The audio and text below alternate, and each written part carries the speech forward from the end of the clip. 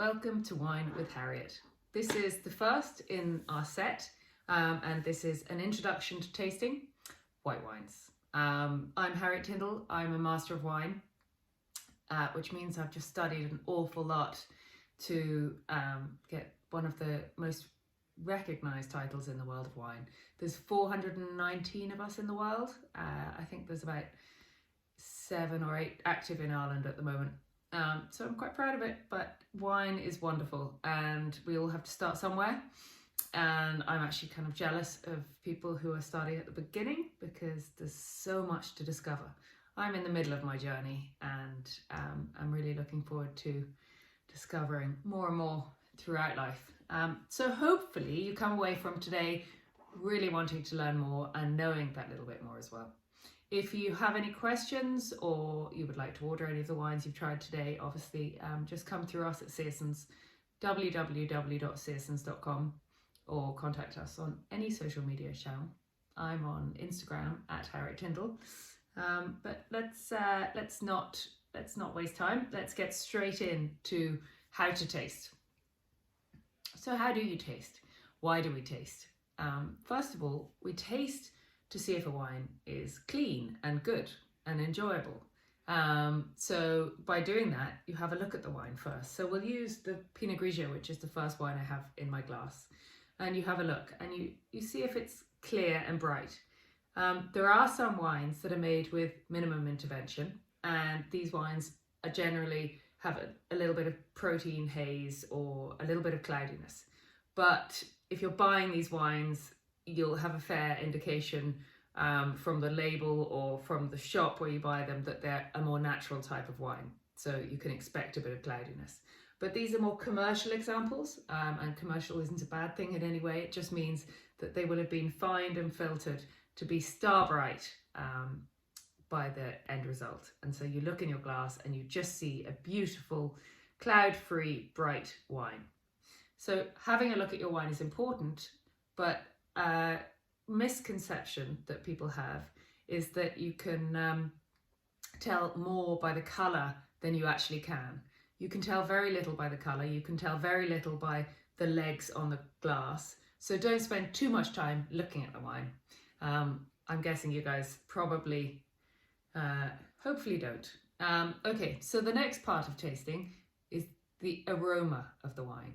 And a lot of people sort of pass over this quite quickly. But the aromatics are super important for what you think of the wine.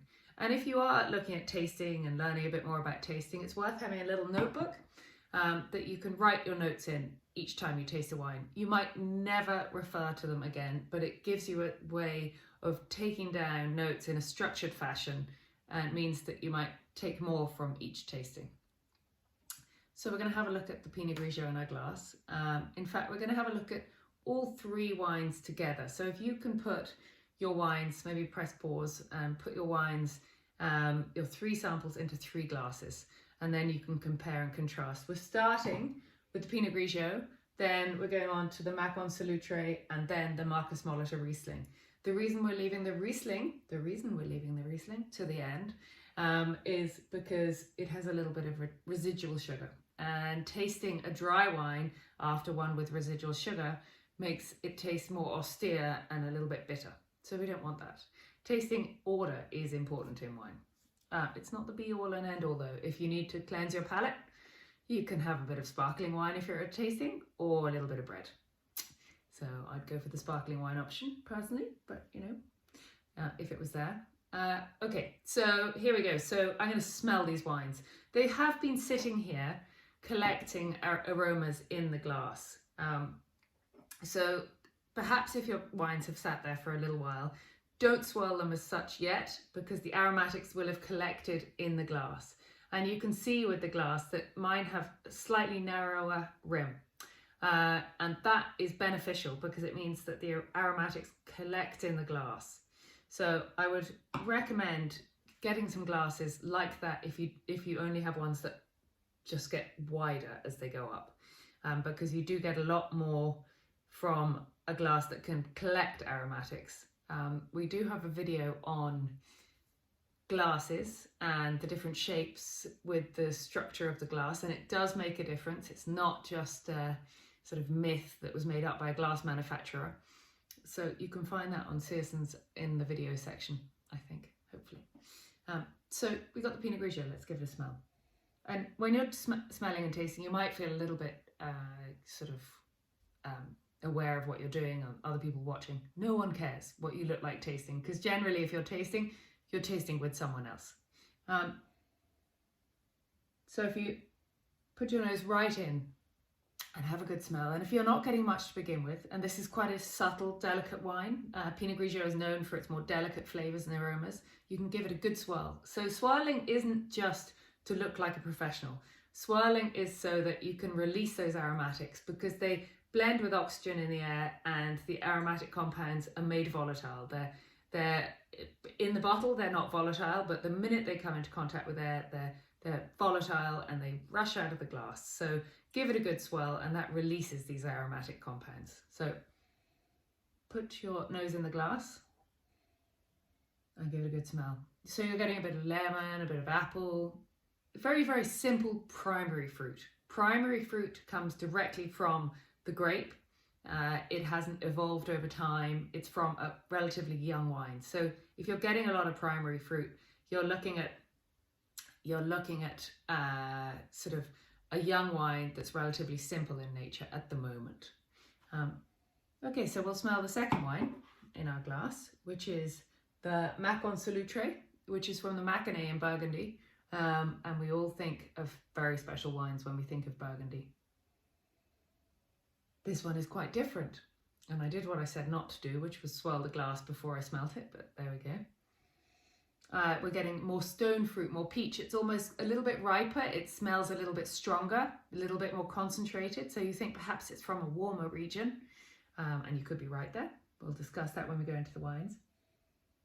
And also with the colour of this, it is more gold. So that can be a combination of things. It can be from a warmer climate, it can be the grape variety, because obviously that's different here. We're looking at a Chardonnay, or it can be oak use. But this has a buttery note as well, and we're going to talk about where that comes from in a minute as well. You are like a detective when you're tasting wine. You're tasting a wine not just to see if you'll like it, but to see if you can understand what goes on, what the winemaker has done, what the vineyard is doing to put that smell and taste in your glass. Great. So let's go on to the Riesling. And this one is more apple, lemon, again more subtle, more like the Pinot Grigio in fact, and we'll discuss that in a minute, with some white flowers. It's very, very delicate, very pretty, and that's very typical of Riesling from the Mosel Valley. So you've nosed all your glasses. That's what you say if you're a pro. I've nosed my glasses. And you have an idea of what's going on in there. You might say, oh, I prefer that one to that one at this point.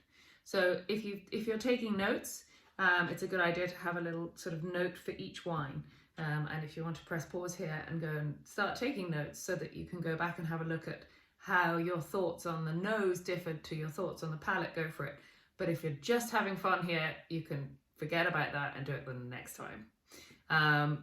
Or never. The thing about wine tasting is it's really individual. It's up to you what you want to get from the wine. So we're going to have a look at the palate. When you're tasting, it's really important. Your whole, like all your senses, they're really important to us. We're very lucky to have a sense of taste and smell. So we've just used our sense of smell, and we want to use our sense of taste. But the mouth has lots of different points all around it that pick up different points from the wine. So you have acidity, which comes out in the saliva. So if you taste a wine and the saliva starts running down the inside of your mouth, then you know that that wine is quite high in acidity, because your saliva glands are basically sending out saliva to protect you from this fierce high acidity. So I always sit there like a gormless child after I've spat out my wine or sipped it, so that I can see how the saliva glands are going. And that gives you reference to the acidity. And the acidity tells you where a wine is from. It gives you an indication of the grape variety and how hot it is in the vineyard it was grown, because the acidity goes down faster the hotter the area is. So in an area like Germany or the sort of north of France, you're looking at a cooler climate, or even the north of Italy, Venezia. So you're looking at a cooler climate, so you're expecting quite high acid. And Riesling is known for its high acid, so is Pinot Grigio. Chardonnay, not so much. Chardonnay is more medium acid. So it'll be interesting to try the acid on all these three wines and see how it works. In fact, what a good way of marking acid is just to go 1, 2, 3 or something. Work out your own scale so you can see that. But acid is important for a wine because it lifts the wine and gives it freshness. And without that, you just have quite an alcoholic sort of rich drink that you wouldn't want to drink more of. Acidity makes a wine palatable, in my mind anyway. So I'm going to swirl it round. The tip of your tongue picks up sweetness. There's only two of these wines are dry. One of them has sweetness. So we shouldn't be picking up any sweetness. Fruit sometimes gives you the perception of sweetness. So be aware of that. You might taste a wine, it'd be really fruity and you'd be like, oh, it's really sweet. Generally they're not, unless they're Riesling or a more commercial style that you would get in the supermarket, like sort of barefoot Moscato, barefoot wines, white Zinfandel. They would have about 30 or 40 grams per litre of sugar, whereas these guys only have between 0 and sort of 4 or 5 grams per litre. The Riesling has a little bit more, but we'll talk about that. Okay, so Pinot Grigio, let's give you a go. So I'm going to spit them out. Spitting out is actually quite useful if you're tasting wine, and for the future when we can go out to wine tastings, you get as much enjoyment spitting the wine out, sort of, as you do drinking it when you're tasting, because your taste buds, they dull slightly the more you drink. So if you're spitting out, you're going to be as fresh at the end of the tasting as you are at the beginning, and you're going to have great tasting notes and have found about 6 different wines that you love. Well, that's the aim, isn't it? You know, exploration and discovery. So let's taste this.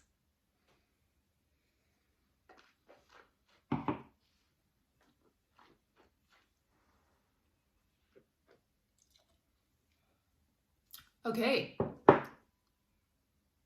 Pinot Grigio. Who's got saliva running down the inside of their mouth? I do. So I feel like a baby. I'm going to start dribbling like a toddler. So this is quite high in acid. And I always think of the acid first because it is the first thing that hits you when the wine leaves your mouth. Also the dryness, it is very dry. It's juicy, it's got lovely lemon zest, lemon sort of juice taste, but it's dry. Tip of my tongue doesn't show any sugar. And then you think about the flavours. So it's very much, lemon zest, apple, really bright lemon juice. It's very simple, but it's delicious. I mean, you know, you'd have this sort of as an aperitif or with a lovely salad at lunchtime. Gosh, drinking at lunchtime is such a luxury. But it is delicious. And that's Pinot Grigio. People love Pinot Grigio because it just has very simple flavours. It doesn't do anything too complex. It's not heavy. It has no oak. We're not tasting oak. We're going to talk about oak in a little while. But we're not tasting oak here. We just have those primary flavours. And you mark a wine quality by the finish. So that's the length of time the flavours stay in the palate and you can taste the wine. Not just taste like a bitterness or the acidity, but taste the flavours. And with this, I could sort of count, if you counted it, I was sort of thinking 8 or 9 seconds just about, where I was still getting that lovely ripe lemon zest. So, sorry, I moved the camera. Yeah, I think it's a good example of Pinot Grigio, and we've tasted it well and enjoyed it. So let's move on to well, actually, I should tell you a little bit about the Pinot Grigio. I know this is an introduction to tasting, but we need to talk about the wines as well. So let's have a look. Pinot Grigio is from northern Italy. It is grown all over the world because it's so popular and it's a very easy grape to grow. It crops very highly, which means that it has lots and lots of grapes per vine, which means we can buy it for better value. Basically, we pay less in the bottle, and it doesn't benefit from lower cropping. So a lot of people might cut the yields back and shorten them and make less wine come from a vine. But with Pinot Grigio, doesn't make that much difference at this level. What we're looking for is a simple wine. It generally is unoaked, and another place where it's grown and it's very different in style is Alsace, and you hear of Pinot Gris in Alsace, which is more concentrated, has a little bit of residual sugar. They leave it on the vine for longer and it gets more concentration and it's more aromatic, so you get sort of more ginger and lychee and peach and things like that. So it is a bit of a chameleon, but it is a really popular wine around the world. On to Chardonnay, and some of you might be of the era where it was ABC, anything but Chardonnay. So we're trying the Macon Solutre from Vanovig, which is in the Maconnais. So I've been to these guys' little domain in Solutre, and they've just done up. Actually, if you get to travel again, going to Burgundy is one of the most amazing wine experiences. And they have a little, they've done up a church in Solutre, and it's amazing. And they've got a visitor centre there, a visitor room, and you can taste. And actually, when I was there, they had one barrel room with music playing and one without, and I tried the wines from both. And I can tell you now, the wine, and I didn't know why I was trying the wines. They said these are the same wines, but there's something different. And one was much more together, much more complete, much better. The acidity was much better fixed. The balance was better, everything was better, and that was the one from the cellar room where they were playing classical music, which is just weird, but they were completely different. So there you go. So let's have a smell of this. We've had a smell already. We've discovered that it's a little bit more concentrated, a little bit riper, a little bit warmer. Let's taste.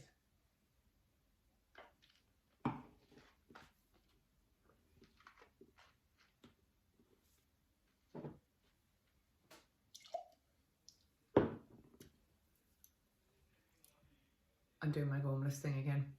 So we've got the acidity. And the acidity is, do you feel? We're not dribbling so much, are we? It's not as much. The whole wine is a little bit warmer. There's more glycerol, which is that sort of, it feels less like water. It's more like a substance. It's more like it's sort of going towards honey. And there's a really lovely buttery note about this, isn't there? And that buttery note comes from something called malolactic fermentation. And I'll allude more to malolactic fermentation in my winemaking sample kit. But at the moment, let's just say it's basically giving you a softer acid, and it's a real signature of Burgundy. You can go and have a look it up if you like. Malolactic fermentation, it changes the harsh malic acid, which is like apple acid, to soft lactic acid.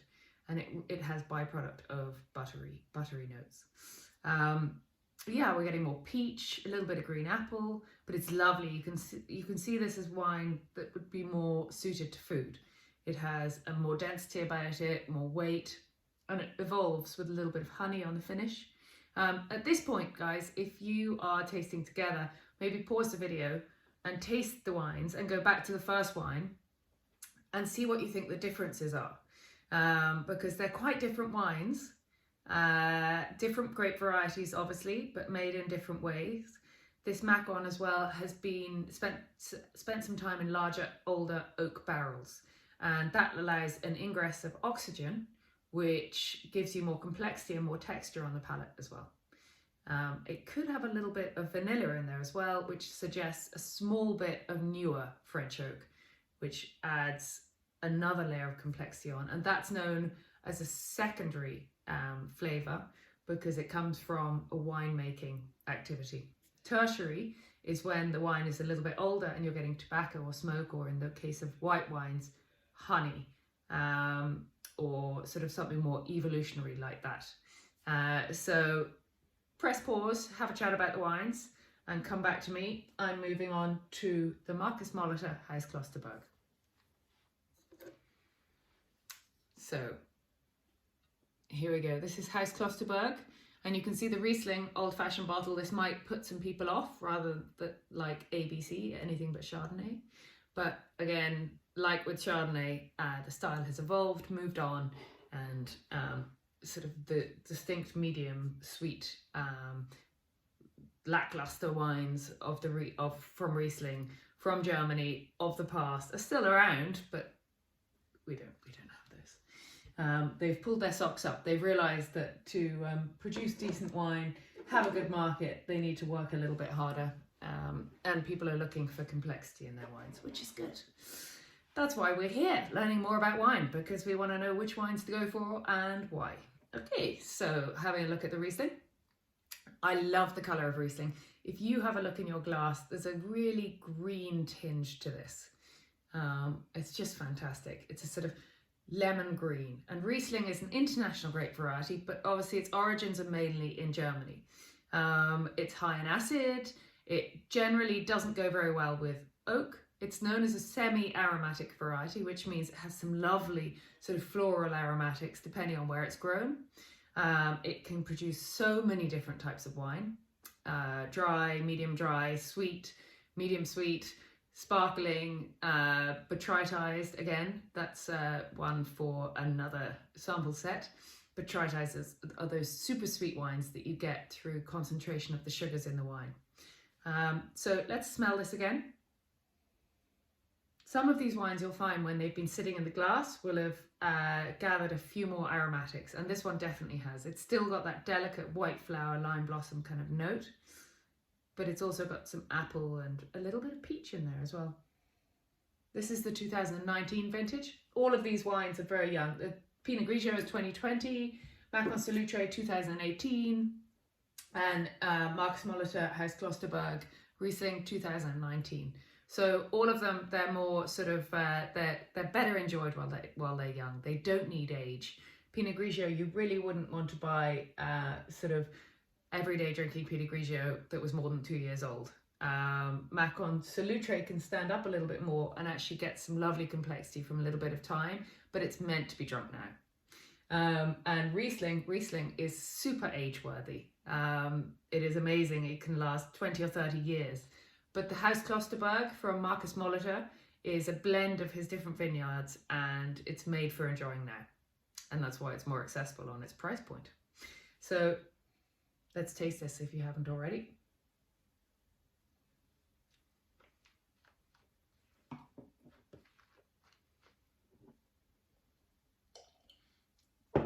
You see the way I swirl it around my mouth? That's just to make the most of every little sense in my mouth so that I can pick out the little flavours and tastes and structure. So again, I'm dribbling. Luckily, I'm not literally dribbling, but you can feel there's a lot of acid in there. It's really, really coming out through the saliva glands. No oak, because you can feel it's quite linear in its structure. There's no sort of warm, sort of more vanilla notes or toasty notes. It's just very, very apple, pear. There's some lovely pear in here. And that sort of delicate kind of white flower note that I keep mentioning. But what you might notice as well, and some of you will say, look, is this the one that she said had sugar? Yeah, this, you can feel the tip of your tongue. You feel there's a difference in the palate. This has about, I think about 18 grams per litre of sugar, which is, you know, half that of a white Zinfandel, but it's still a good amount of sugar, and it's not a bad thing. What the Germans do is they bring a little bit of sugar in to balance off that acid, so that you don't think about either the sugar or the acid. It's all a balancing act, and that's how they work it. Also with this wine, you will have noticed that it's a bit lighter. It's more like a grape juice, a fruit juice in the mouth, and that's because it's only 10.5% volume of alcohol. So it's the other wines. Pinot Grigio is 12.5, and the Macon Salutre is 13%. And your average wine nowadays, white wine, will be about 13%. So 10.5% of alcohol is seen as a low alcohol wine, which is what a lot of us are looking for at the moment, because a lot of us are worried about our health, and obviously the effects of alcohol if you have to drive somewhere or function. But do be aware in wines with residual sugar that they do have a bit of residual sugar, so they aren't, even if they're low alcohol, that residual sugar is sort of counterbalancing that. And that's why with the more commercial wines, I always advise people to have a look at the label, try and see if there is a little bit of residual sugar in there, because you're just drinking, it's like drinking a sugary drink. Whereas your everyday sort of Chardonnay, Pinot Grigio, red wines, they have no sugar at all. It's just the alcohol that gives you the calories.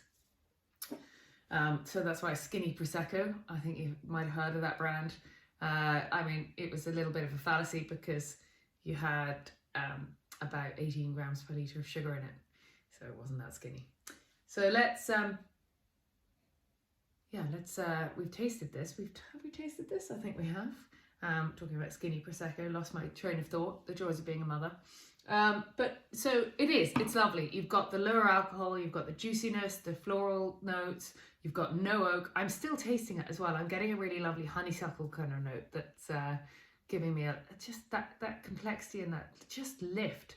So this wine, because of the residual sugar, will work really well with a spicy dish. Not a big curry, a vindaloo or something, but like a prawn kind of chili sort of pasta or something like that. It can stand up to that kind of lemongrass chili kind of spice, because spicy food make a wine taste drier. So if you have a wine with a little bit of residual sugar, then you're counterbalancing that spice and creating a good food and wine match. I personally love this wine when I'm preparing Sunday lunch or something, because it's only 10.5% alcohol. Normally I start preparing lunch on a Sunday about 12. Might have been for a nice walk with the kids, done some housework or whatever, and then I have a glass of this while I'm cooking lunch, and it makes the whole process a lot easier and really enjoyable. My time with my Riesling. So I really hope that you've learned a lot about tasting wine. We will be producing more packs so you can follow your own route through wine tasting. I'm hoping that perhaps you're going on to the red introduction to tasting, because that will talk about tannins, which is something we haven't spoken about here. But we also will have plenty of sample sets on winemaking, the grapes of the world, and a myriad of others. So thanks for tuning into this, and see you again soon.